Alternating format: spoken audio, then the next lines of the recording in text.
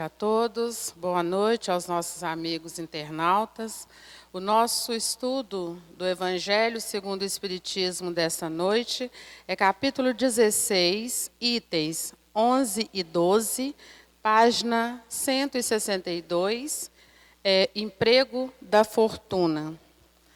Não podeis servir a Deus e a Mamon.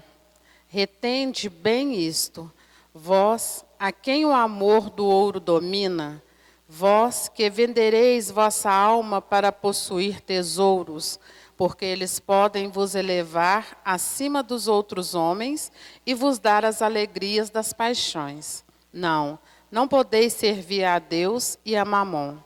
Se, pois, sentes vossa alma dominada pelas cobiças da carne, apressai-vos em sacudir o jugo que vos oprime, porque Deus, justo e severo, vos dirá: que fizestes, despenseiro infiel, dos bens que te confiei? Esse poderoso móvel das boas obras, não fizeste servir senão a tua satisfação pessoal? Qual é, pois, o melhor emprego da fortuna? Procurai nestas palavras: amai-vos uns aos outros, a solução do problema. Aí está o segredo de bem empregar as riquezas. Aquele que está animado de amor ao próximo tem sua linha de conduta toda traçada.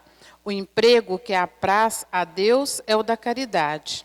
Não essa caridade fria e egoísta que consiste em derramar em torno de si o supérfluo de uma existência dourada, mas essa caridade cheia de amor que procura o infeliz, que o ressurge sem humilhá-lo. Rico, dá do teu supérfluo, faz melhor, dá do teu necessário, porque o teu necessário ainda é supérfluo, mas dá com sabedoria.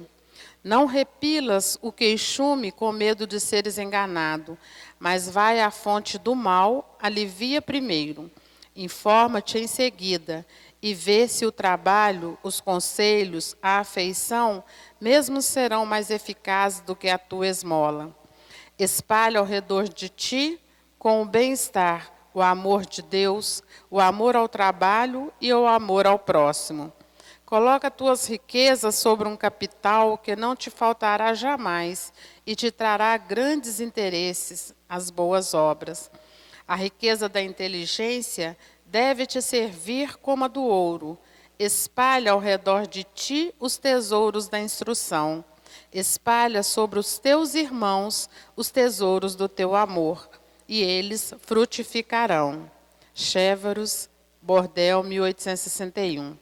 Quando considero a brevidade da vida, fico dolorosamente impressionado pela incessante preocupação, da qual o bem-estar material é para vós o objeto, ao passo que ligais tão pouca importância e não consagrais senão pouco ou nenhum tempo ao vosso aperfeiçoamento moral, que deve vos ser contado para a eternidade. Crer-se-ia ao ver a atividade que desdobrais e que ela se prende a uma questão do mais alto interesse para a humanidade, enquanto que não se trata quase sempre, senão em vos esforçar para satisfazer necessidades exageradas, a vaidade ou vos entregar aos excessos. Quantas penas, cuidados e tormentos se inflige, quantas noites sem sono para aumentar uma fortuna, frequentemente, mais do que o suficiente. Para o cúmulo da cegueira, não é raro ver aqueles a quem o amor imoderado da fortuna e dos gozos que ela proporciona, sujeita a um trabalho penoso, orgulhar-se de uma existência dita de sacrifício e de mérito, como se trabalhassem para os outros e não para si mesmos.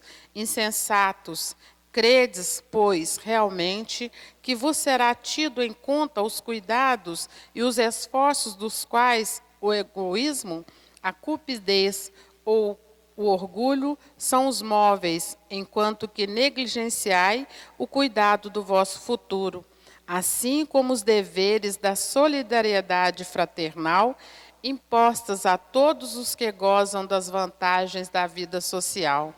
Não haveis pensado senão em vosso corpo, seu bem-estar, seus gozos, foram o único objeto de vossa solicitude egoísta, por ele que morre.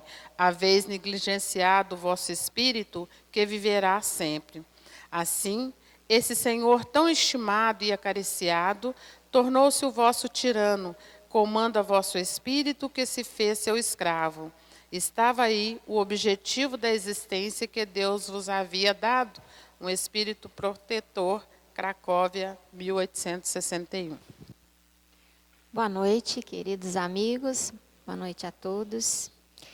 É uma alegria muito grande nós estarmos aqui juntos para estudar o Evangelho de Jesus.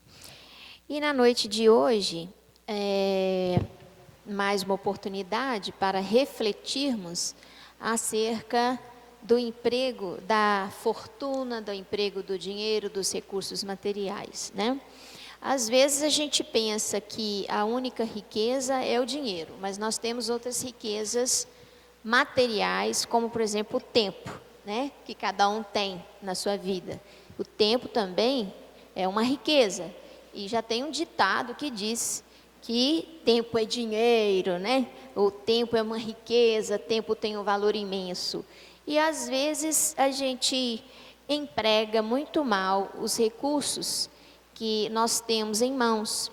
Às vezes não temos o dinheiro em si, a riqueza em si, mas muitas vezes temos outras riquezas como a inteligência e o tempo para poder ser empregado em benefício não só daqueles que amamos, mas da humanidade como família inteira. E eu gostaria de introduzir, né, o assunto aqui para o nosso amigo Vicente, perguntando para ele qual que é a impressão que ele tem a respeito dessa palavra do Cristo, quando ele se refere a Mamon e a Deus, né? Fazendo como que uma comparação e dizendo que não se pode servir a dois senhores, né? Que será que o Cristo quis nos trazer com essa pequena frase? O que você acha, Vicente? Uma boa noite para todos. Desde já agradecendo a todos vocês pela presença carinhosa desta noite. A mensagem desta noite é como as demais outras mensagens que nós já conhecemos. O emprego da fortuna. A gente acha que às vezes fortuna é somente dinheiro. Não. Nós somos pessoas que recebemos as dádivas do céu. Deus, pela sua solicitude, Ele nos atende providencialmente a cada um de nós nas nossas necessidades. Nós somos criados simples e ignorantes para evoluirmos-nos. Em toda essa trajetória de nossa evolução, Deus nos proporcionou todas as oportunidades. Todas as oportunidades estão em nossa volta. Agora, uma vez que nós aqui comecemos nosso processo evolutivo, desenvolvimento espiritual e moral de cada um de nós, certamente, começando pela ignorância, que é o estado comum de todos nós, é o estado primitivo de cada um de nós, a ignorância, ela nos leva realmente ao mau entendimento dessas fortuna, dessas possibilidades. E quando se refere aqui que ninguém pode servir a Deus e a Mamon, a gente pergunta, Mamon? O que é isso? É um sentido figurado que querem nos entender. Não é um Deus da torpeza como é vinculado entre muitas pessoas.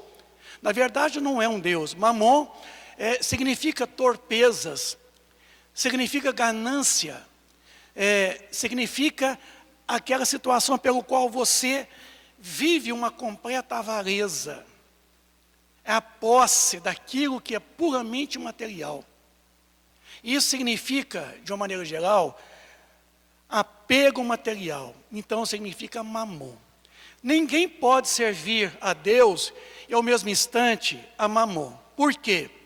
Deus nos criou todos nós felizes. Ninguém aqui naturalmente é infeliz. Embora muitos de nós se sintam infelizes. São dois verbos. O verbo ser feliz e estar. Quantos de nós que não está feliz, embora foi criado feliz? Por quê? A opção que nós fazemos às vezes não é a melhor para nós. Talvez é a pior.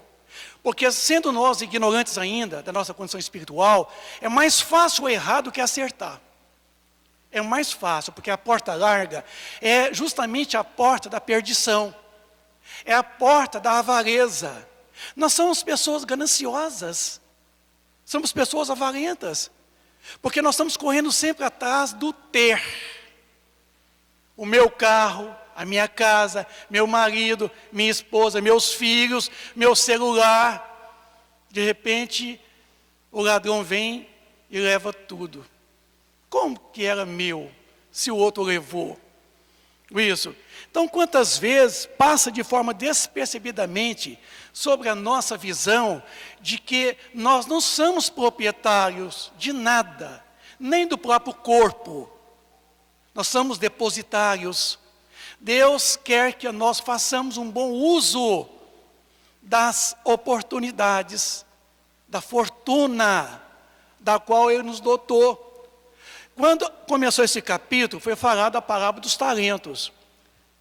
Um senhor chamou os seus empregados ali e quisera distribuir entre eles os valores. A um, ele deu 1 talento. A outro, ele deu 3. E a outra, ele deu 5.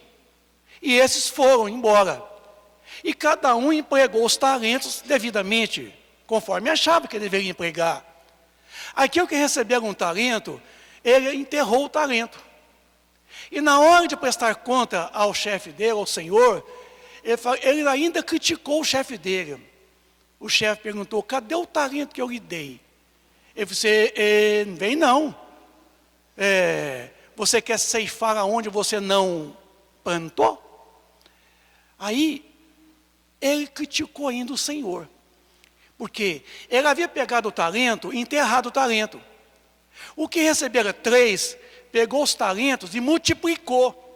E quando o seu senhor lhe chamou a prestação de conta, ele devolveu para o senhor 6 talentos. Os 3 que houvera dado e mais 3 que ele ganhou durante o emprego certo, correto dos 3 talentos. O que recebera 5, ao ser chamado a prestação de conta, ele entregou ao senhor 10 talentos. Porque ele havia ganhado 5 e com 5 ele multiplicou, o empregou bem. E ao prestar conta, ele devolveu 5 que ele havia recebido e mais 5 que houvera ganhado na oportunidade de multiplicar os talentos. Aí, com relação àquele que ganhou 1, ele disse: pega esse caboclo aqui, joga ele aonde? Lá no ranger de dentes, lá no fogo, onde haverá dores e ranger de dente. Ao que recebera 3, ele disse a ele: filho, entra no gozo do seu senhor. Então, tira dele, do que ganhou 1, tira, e dê para ele. O que recebera 5, a mesma coisa. Ele chamou e falou assim: servo fiel, entra no gozo do teu senhor. Então, tira o talento do outro, que ganhou 1, e passa para aquele que ganhou 5. Assim começa a entender a parábola que nos leva hoje, o emprego da fortuna. A fortuna não é totalmente o dinheiro, não é a moeda, não são os valores mundanos, são os valores reais. Talentos de oportunidade de crescimento espiritual. Talentos é quando você é um professor numa sala de aula, você é condizente com o título do qual lhe foi otorgado. Você que é médico, você é um bom médico, você corresponde com o título que lhe foi otorgado. E assim, com todas as profissões, com o bom pai, com a boa mãe, com o bom marido, com a boa esposa, com os bons filhos, são os talentos que são as oportunidades das quais nós recebemos de Deus para nos empregarmos isso corretamente, porque Deus é providente. Através da sua solicitude, tudo e a todos Ele provê, em todas as nossas necessidades. Nós não precisamos de mais nada, só o essencial para viver. O supérfluo só atrapalha o nosso crescimento espiritual, porque você vai esbanjar, você vai jogar aquilo de forma fora. é o talento que você não recebeu e não multiplicou. Quando nós encarnamos aqui, trazendo as possibilidades de crescimento espiritual, é para crescermos espiritualmente, é para aproveitarmos os talentos das quais recebemos de Deus e fazermos a multiplicação deles. É o que o Mateus fala no capítulo 5, o que fazei de especial. O que nós estamos fazendo, meus amigos do Ideal Espírita, além do trivial, do arroz com feijão? O que eu estou fazendo, além do dia a dia? Mateus nos concita a fazermos algo a mais, porque as oportunidades de amanhã não serão como as de hoje. Uma reencarnação amanhã pode ser até melhor do que a de hoje, mas quem garante isso? Quem pode garantir? Somente nós podemos garantir o nosso futuro, mas ninguém garante o meu futuro. Eu não garanto o futuro de vocês, porque é sine qua non, é individual, cada um faz por si, responde por si. Não existe a ideia de salvação, existe a ideia de libertação. Então, a mensagem de hoje, ela vem nos mostrar que os bens materiais são, de certa forma, um empréstimo que nos é concedido por Deus, para que nós possamos fazer durante a nossa existência corporal um bom uso, multiplicar as oportunidades. Como? Crescendo espiritualmente, aproveitando o din-din, aproveitando a inteligência da qual nós somos dotados, aproveitando as horas que nós temos, como diz a Shirley, o tempo, aproveitando as oportunidades de poder servir o próximo e fazer um bom uso de tudo isso. E no inteirinho de tudo isso, a gente cresce moral, intelectualmente e espiritualmente. Só que quantos de nós está aqui tão apegado à matéria, à posse material, que se escraviza. Então complica-se porque, ao invés de servir da riqueza para aproximar-se de Deus, porque a riqueza nos é dada, para que nós possamos utilizá-la, para que nós possamos crescer espiritualmente, utilizando-a de forma correta, para aproximarmos de Deus. Aí, nós afastamos de Deus para servir a riqueza. Está vendo que a gente faz tudo errado? Em vez de utilizar as minhas possibilidades que eu possuo hoje, os talentos que eu ganhei, para que eu possa me crescer espiritualmente e aproximar-me de Deus, pelo contrário, eu me afasto de Deus e me aproximo da riqueza, para servir a riqueza, que é temporária, ela é virtual. Você está achando que dinheiro é real? Você está achando que nós vamos chegar lá no mundo espiritual, levando a conta pompuda lá da Suíça? Ou daqui mesmo, da nossa cidade de Divinópolis, aquela poupança todo o tamanho, amontoado lá, não vai levar nada. Aqui é como falar assim, o homem só possui em plena propriedade aquilo que lhe deve e que deve levar consigo. A verdadeira propriedade que nós somos é aquilo que nós possamos possuir de forma subjetiva. É aquilo que eu consigo de forma subjetiva. É o que eu consigo levar. Esta é a verdadeira riqueza. Aonde o ladrão não rouba, a traça não come, a ferrugem não corrói. São os valores intrínsecos, os valores morais, os valores intelectuais, que somado em si, se tornem valores espirituais. É comum dizer também que a salvação não é despojar de tudo. Não é despojar de tudo, mas é praticar a lei de Deus, estar em consonância com a lei divina, praticar a caridade por excelência, que é a máxima. Com isso, para o rico mancebo, especialmente desapegar-se dos bens terrenos, é praticar a verdadeira caridade, o emprego correto do dinheiro que possui, do tempo que tem, da inteligência que possui, da projeção social da qual a vida lhe ofereceu, do cargo público que você se ocupa. Isso é talentos que nós recebemos de Deus. Não há nenhum de nós aqui agora que diria que nada possui, que não possa doar. Que lá no fundo, se você vasculhar, há uma réstia de alguma coisa que você pode doar. Porque todos nós podemos dá o que nós possuímos. Ninguém dá o que não possui, mas nenhum de nós também diria ao contrário, de que nada precisar de receber.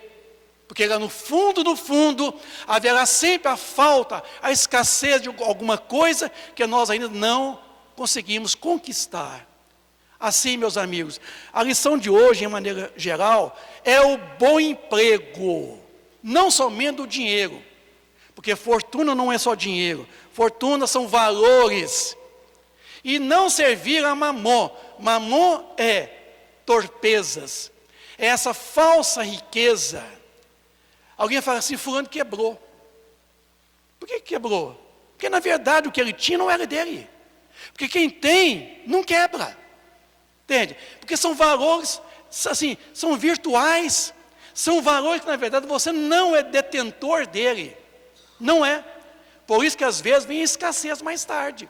Vem o contrário. Interessante isso, Vicente, porque nós nos tornamos, na nossa marcha evolutiva, criaturas muito angustiadas, né, pelo amanhã. E se nós formos...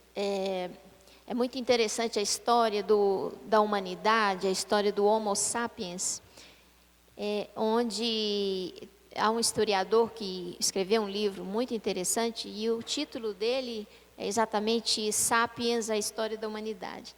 E ele coloca bem que nós, quando nós éramos caçadores, coletores, e éramos nômades, né?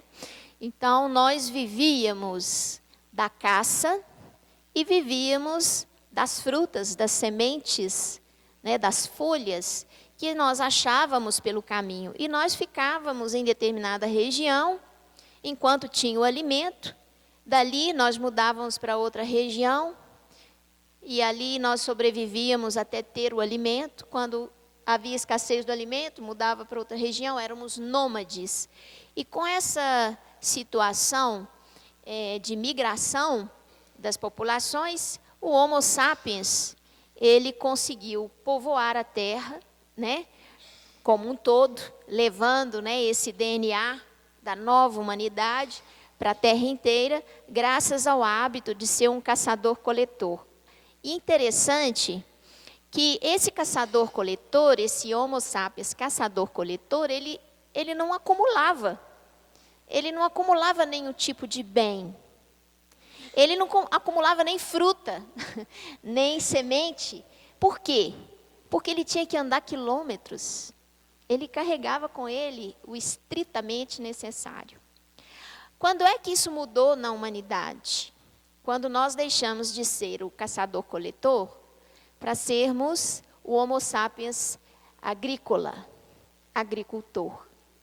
Quando nós nos tornamos agricultor, isso nos possibilitou a construção das cidades, das vilas, o surgimento da sociedade, a instituição social começou a surgir, porque nós deixamos de ser nômades, andarilhos, né?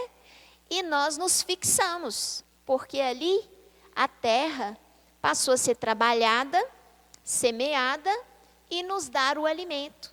Só que a terra deu para este homem, nesta época, mais do que ele necessitava para comer, não é? Então, aí começou a nascer o sentido da posse, né? Porque aí nós começamos a acumular as sementes, acumular aquilo que nós plantamos, a guardar em depósitos, em celeiros, né? E nós começamos a sentir que nós precisávamos da terra para ter cada vez mais sementes, cada vez mais alimentos, para garantir a época das vacas magras, né? Então, se por um lado houve, graças à mudança de hábito de nômade, né, para a fixação do homem na terra, se por um lado foi bom, porque com isso surgiram as vilas, posteriormente as cidadelas, depois as grandes cidades, né, as capitais, as metrópoles da antiguidade, por outro lado, instigou esse homem a se tornar ambicioso, egocêntrico, egoísta, e foi crescendo também as mazelas derivados do emprego inadequado da fortuna. E hoje nós entramos numa roda, em que nós nos encaixamos e ela nos leva de tal forma que, se nós não conseguirmos ser resistentes, reflexivos e bastante firmes na nossa vontade, nós não conseguimos levar uma vida na terra liberta da escravidão, da riqueza, do trabalho, das necessidades materiais. Nós podemos ver que, à medida que nós, que éramos o Homo sapiens, que tinha o corpo coberto de pelos, nós não usávamos nada para nos cobrirmos. À medida que nós desenvolvemos, o corpo físico foi perdendo a pelagem, e nós sentimos frio. Nós começamos a ter a necessidade de nos cobrir, para nos agasalhar, para nos proteger do frio. Agora, nós estamos nos vestindo, não é só para isso, Nós estamos nos vestindo não é só para nos proteger. Nós estamos nos vestindo para ter status, estar na moda, estar no Facebook, estar lá no Zap, enfim, estar dentro do que é moderno, do que é fashion. Então, vejam bem, nós estamos caminhando, por um lado, traçando um caminho necessário ao nosso desenvolvimento, não só intelectual, mas também material, de dar mais conforto à humanidade. Por outro lado, nós abusamos daquilo que o próprio progresso nos traz.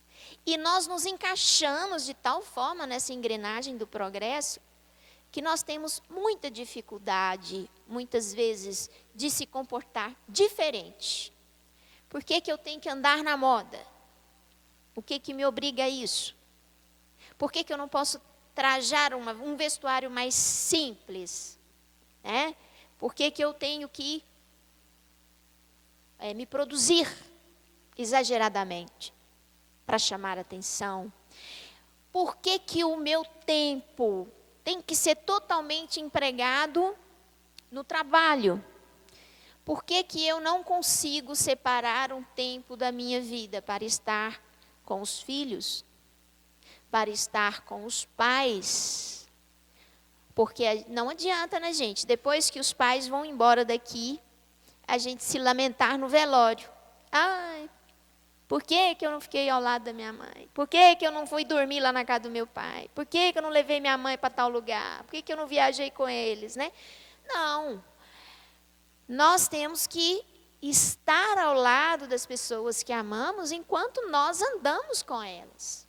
E nós não podemos deixar que a vida estabelecida como está, que a gente se encaixe de tal forma a não conseguir se libertar, E essa libertação, ela implica em exatamente evitar de vender a alma aos tesouros.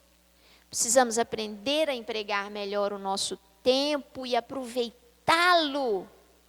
Vamos dar um exemplo muito simples? Quando eu estou em casa, à noite, descansando, voltando do trabalho, uma das coisas que eu mais quero, eu pessoalmente, é esvaziar a minha mente, E uma das formas de esvaziar a mente, para não pensar em mais nada, é você ir para a frente da TV, certo ou errado? Televisão é a melhor coisa que existe para você esvaziar a sua cabeça. Ali não tem nada que te faça pensar. nada, a não ser que você tenha um canal muito bom. Mas a maioria dos canais abertos, a gente sabe que o tipo de programação não é reflexivo, não faz pensar em nada. Eu perco um tempo precioso empregando esse tempo numa coisa voltada apenas a mim mesmo, que não vai me produzir nenhum fruto, nem para mim mesmo. Eu poderia estar empregando esse tempo numa boa conversa com um amigo, com o meu pai, com a minha mãe, com o meu filho, uma contação de caso, ou mesmo diante de um bom livro, com uma boa história, com um bom ensinamento, né? Então, muitas vezes nós somos pródigos e nós desperdiçamos a riqueza que nós temos. A saúde. Muitos de nós temos ótima saúde e nos entregamos aos vícios materiais que dilapidam a nossa saúde. O que tem fumar? O que tem tomar uma cachaçinha todo dia, final de semana, um pilequinho, né? Não faz mal para ninguém. Quer dizer, nós recebemos um corpo físico saudável, com todo o potencial de sobrevivência longo, com saúde, e nós dilapidamos, nós empregamos esse corpo físico em condutas, em hábitos altamente nocivos. Nós somos perdulários, desperdiçamos, desperdiçamos oportunidades. O emprego da fortuna é exatamente a parábola dos talentos que o Vicente trouxe. O que eu estou fazendo com todos os recursos que o nosso Pai, a Divina Providência, me proporcionou? O que eu estou fazendo com isso? Eu estou trazendo conforto, bens materiais, ou mesmo afeto, somente para aqueles que estão ao meu lado, só para o meu círculo familiar? Será que é o bastante? Será que eu tenho potencial de ir além disso? E será que isso vai me fazer bem?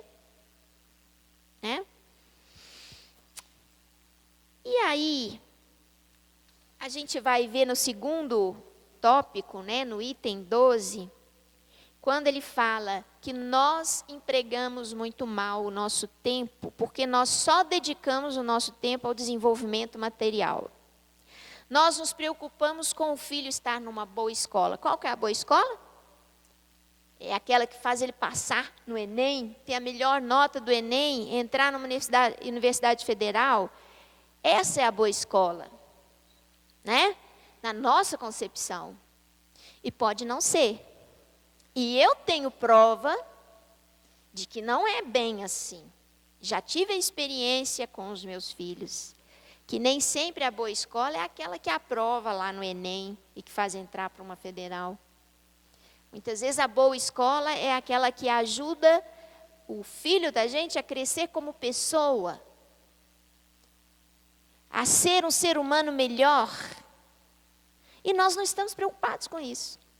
Nós não estamos preocupados se o nosso filho vai ser uma criatura honesta, uma criatura solidária, fraterna, respeitosa. Nós estamos preocupados se ele vai ter um bom emprego, se ele vai ganhar muito dinheiro, se ele vai poder pagar todas as suas contas.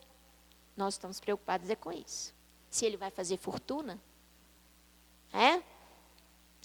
Então, a nossa visão de emprego dos valores que nós temos, ela precisa tomar uma reviravolta, Nós precisamos mudar um pouquinho o nosso foco, porque a vida material, gente, 60, 80, e agora, dentro da medicina, a pediatria tem trabalhado com as crianças para que elas vivam 100 anos.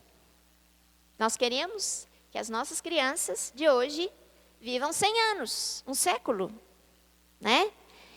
E muitas vezes estamos preocupados com o que elas comem, com o que elas vestem, com as vacinas que nós fazemos nelas e com a educação acadêmica que elas recebem nas escolas, mas deixamos de nos preocupar com os valores da alma. O respeito, o amor, a solidariedade, a compreensão, a tolerância, a paciência, né? Deixamos de estimular o crescimento espiritual das nossas crianças, né? Então, muitas vezes deixamos de desenvolver o lado espiritual, que é o que vai ficar, né, Vicente? Que é o que realmente vai permanecer e é o que nós carregamos, como o Vicente colocou bem aqui. Nós não carregamos o nosso título, doutor, PhD e não sei o quê. Chega no mundo espiritual, isso não vale nada. Nada. Nada. Esse é PhD? Final da fila, por favor. Tá? Então, título de nobreza, esses valores que estão ligados a coisas do mundo material, isso a gente não carrega. O que nós vamos carregar? A nossa capacidade de amar. O quanto nós conseguimos desenvolver. E isso nós vamos carregar. E isso é que vai determinar, no mundo espiritual, que nós tenhamos maiores responsabilidades. Entremos em tarefas mais difíceis. Não é o título, não é a riqueza, não é o bem material, não é o quanto eu fui caridoso doando dinheiro. Não é isso. É a nossa capacidade de amar. Isso é que vai dizer se nós teremos condição no mundo espiritual de estar, vamos dizer, norteando um trabalho, ou se nós estaremos ainda desejando ser colaboradores. Desejando. Às vezes, nem a condição espiritual para ser um colaborador numa equipe de socorrista, por exemplo, que vai ao umbral, até isso pode ser que nós não estejamos em condição de fazê-lo, dada a nossa pouca capacidade de amar. Então, é preciso empregar os nossos recursos para desenvolver o amor. Não é isso, Vicente? Esta é a principal finalidade da nossa existência espiritual e corporal. Nós evoluímos tanto aqui quanto lá, na erraticidade.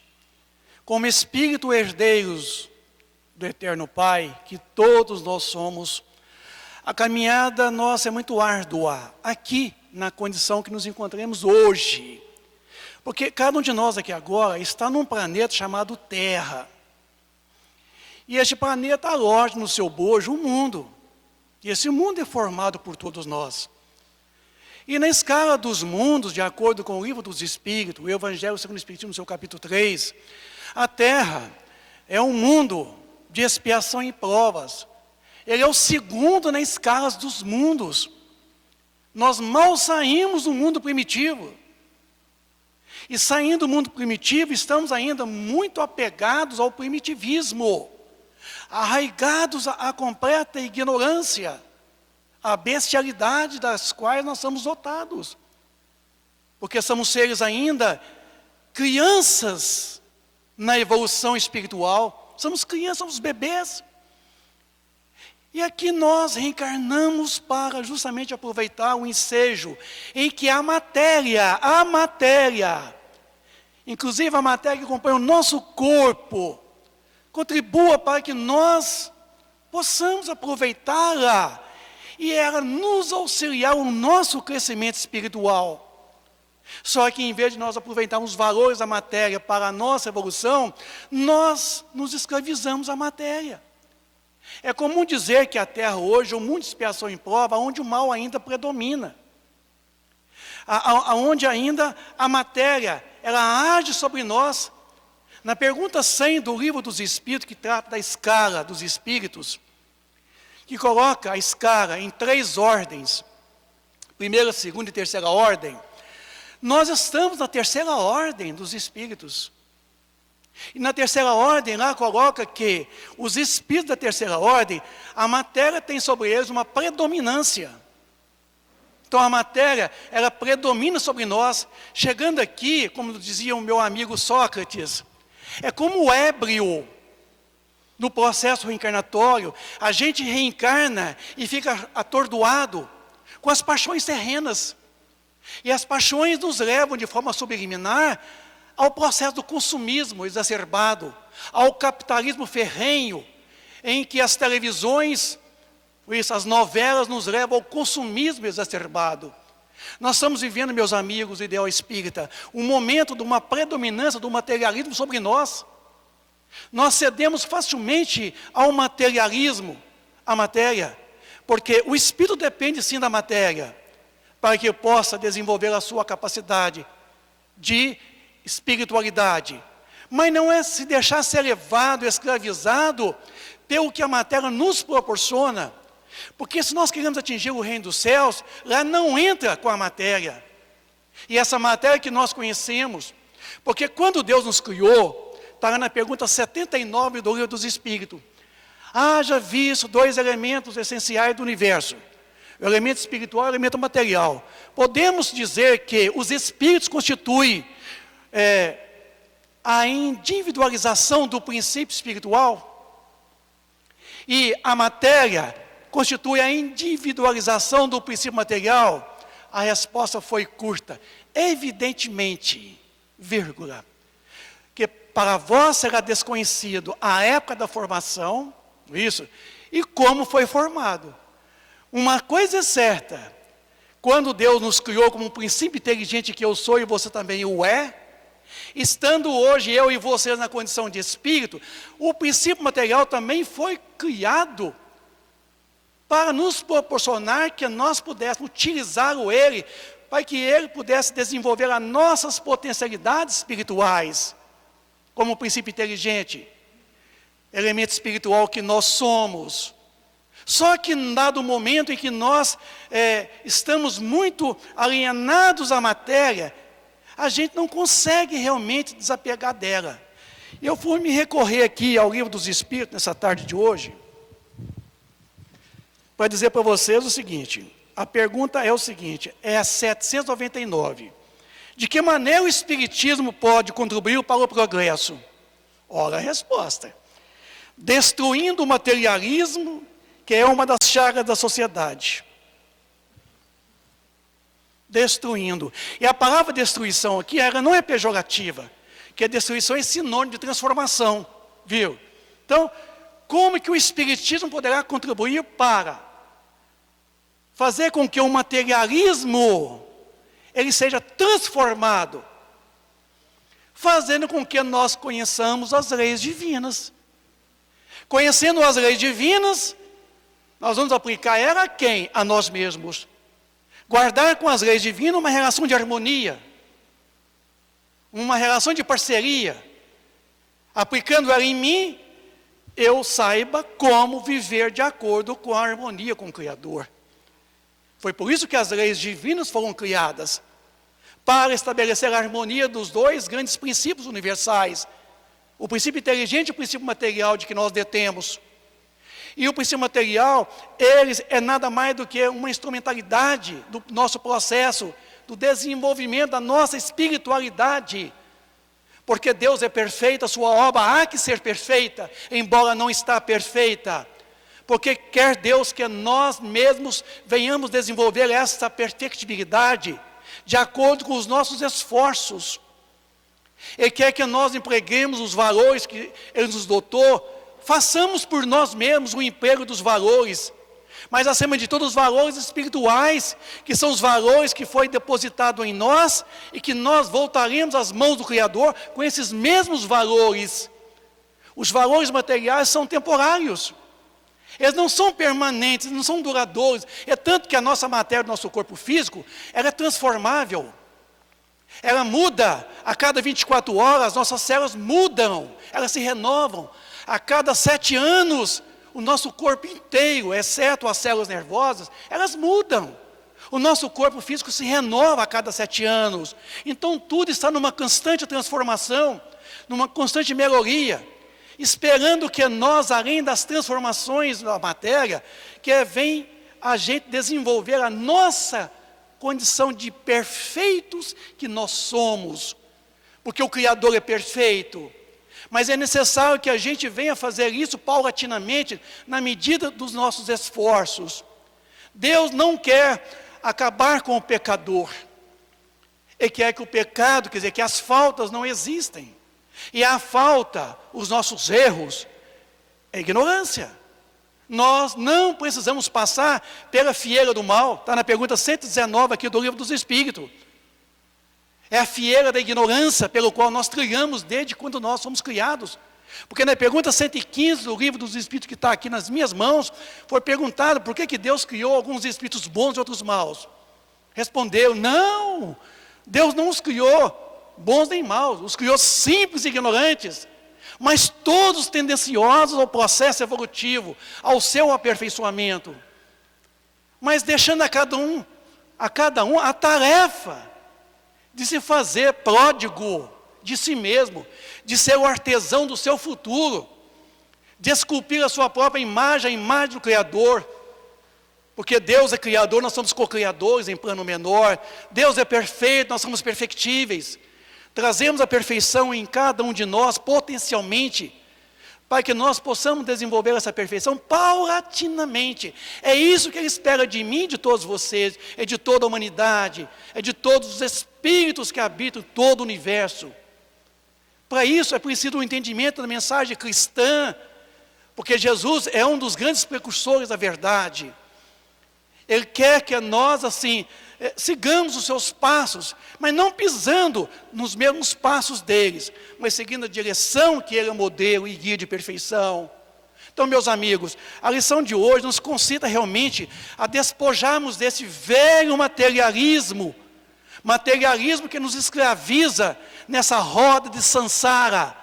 Roda de samsara é um conceito hinduístico, dos hindus, que coloca esse ciclo vicioso de reencarnações compulsórias. Vem para cá, volta para lá, vem para cá, volta para lá, vem para cá, volta para lá, vem para cá, volta para lá pior do que quando veio.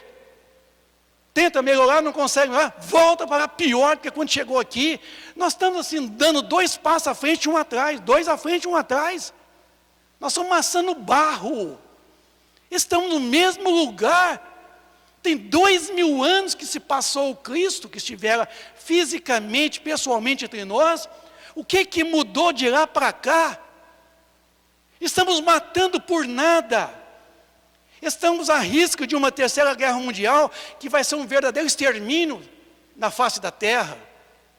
Por quê? É a gula, é a avareza, é o egoísmo, é as divisas, são as bandeiras, que estão fazendo com que a gente briga, porque não é nosso, por nacionalidade, por um pedacinho de terra, por $1. Para que isso? A gente não vai levar nada, vai levar somente aquilo que é de posse. É preciso então começar a empregar a fortuna, que não é somente dinheiro. A fortuna, eu vou repetir, são as oportunidades de você servir o bem, de você praticar a caridade, é de você vivenciar o bem o tempo todo, fazer o bem aos outros, pegar os seus valores e dividir com os outros. É fazer como nós estamos fazendo aqui agora. Se você tem a capacidade intelectiva de poder realmente ensinar os demais, ensine, mas ensine com amor. Nós não seremos avaliados em momento algum por tudo que nós fizermos aqui na terra. Nós seremos avaliados por todo o amor que nós depositarmos em tudo que nós fizemos. Viu? Eu não serei avaliado por nada que eu fiz aqui. Eu serei avaliado por mim mesmo, por todo o amor que eu depositei em tudo que eu fiz. Então eu tenho que fazer tudo com amor. Alguém fala assim, eu só faço o que eu gosto. Gente, Nós temos que gostar de tudo que a gente faz. Temos que aprender essa lição de vida. Não é só fazer o que satisfaz as paixões terrenas, que são os nossos vícios. Não, é gostar de tudo que faz, fazer com amor, fazer com carinho, fazer com prazer, ter o prazer de servir, ter o prazer de viver a caridade. A caridade é a atitude do amor. Como dizia Paulo de Tarso, para terminar minha fala, Paulo de Tarso fala aos coríntios: podemos possuir a linguagem dos homens e dos anjos, de nada me valerá, porque é como o bronze que ressoa, é como o símbolo que retine. Eu posso pegar toda a minha fortuna e distribuir todos os pobres. Eu posso queimar até o meu corpo para me sacrificar, de nada me valerá se eu não tiver a atitude do amor, que ele intitulou caridade. Caridade. Somente a caridade nos libertará. Se algum conceito filosófico religioso diz que fora da igreja não há salvação, a doutrina espírita fala diferente, que fora da caridade não haverá a nossa libertação. Então, que nós aprendemos a praticar a caridade, utilizando os valores da fortuna que nós detemos aqui agora de forma temporária. Porque do jeitinho que eu estou aqui agora, que vocês estão, se a morte chegar agora, a gente passa do jeitinho que nós nos encontramos aqui agora. Não acredite você que a morte é milagrosa, que ela vai eliminar todas as nossas faltas. Não. Que a morte vai passar uma régua em tudo no passado. Não. O futuro não existe. O futuro é uma consequência do momento, do agora, do presente. Então, já dizia Jesus: não vos preocupeis com o dia de amanhã, basta o hoje o seu mal. Então, ele está nos concitando a viver o presente. Mas vivemos o presente bem, vivendo o amor através da caridade para com todos. Então, eu convido a vocês, vamos começar a entender o Evangelho na sua íntegra, porque o Evangelho veio na proposta aqui da 799, não para combater de forma ferrenha, mas é para fazer com que a gente possa elaborar o nosso egoísmo exacerbado na generosidade. Coisa que não existe em nós é generosidade. Nós não somos pessoas generosas, muitos de nós. Tem muita pessoa generosa, mas a maioria de nós não somos generosos. Generoso é aquele que sabe dividir, é o óbolo da viúva. A gente tem que dar, não é o supérfluo, não é o que está sobrando. A gente tem que dar o do uso. A gente não está dando nem o que está sobrando. Porque a gente não contenta, a gente está correndo atrás do ter o tempo todo, ter. Para terminar mesmo, que eu termino agora, Joana de Ângeles tem um livro chamado O Ser e o Ter. Ela nos recomenda que a gente venha correr atrás do ser. O ser que nós estamos, o ser que nós guardamos dentro de nós mesmos, esse ser espiritual, que é essa essência divina que Deus depositou em todo o universo. Que a gente pare de tentar correr atrás do ter, porque o ter é passageiro, é virtual, ele fica, e o ser vai. Então, amigos, busquemos acima de tudo os valores intrínsecos, os valores que nós temos dentro de nós mesmos, para a nossa felicidade, porque a nossa felicidade não está na terra, não está. A nossa felicidade está no céu, e o céu está dentro de nós. Então, só tem uma maneira: voltar para dentro de si, nesse processo evolutivo, é encontrar a presença magnífica do Cristo primeiro e depois do Criador. Que os bons espíritos nos protejam, nos ampare, nos inspire essa mensagem desta noite, o emprego correto da fortuna. Então, nós queremos agradecer a todos a presença, o coração aqui, agradecendo ao Vicente as palavras. Sugerimos que vocês tenham o Evangelho segundo o Espiritismo em casa, para que toda noite, antes de dormir, faça uma pequena leitura, uma pequena reflexão. Eu costumo dizer que isso aqui são pílulas, né, que vão nos trazer a paz diária que nós precisamos, a coragem necessária para a reforma íntima, né? Então, é um livro de cabeceira que a gente toda noite deve, pelo menos um trechinho, estar lendo e pensando um pouquinho a respeito.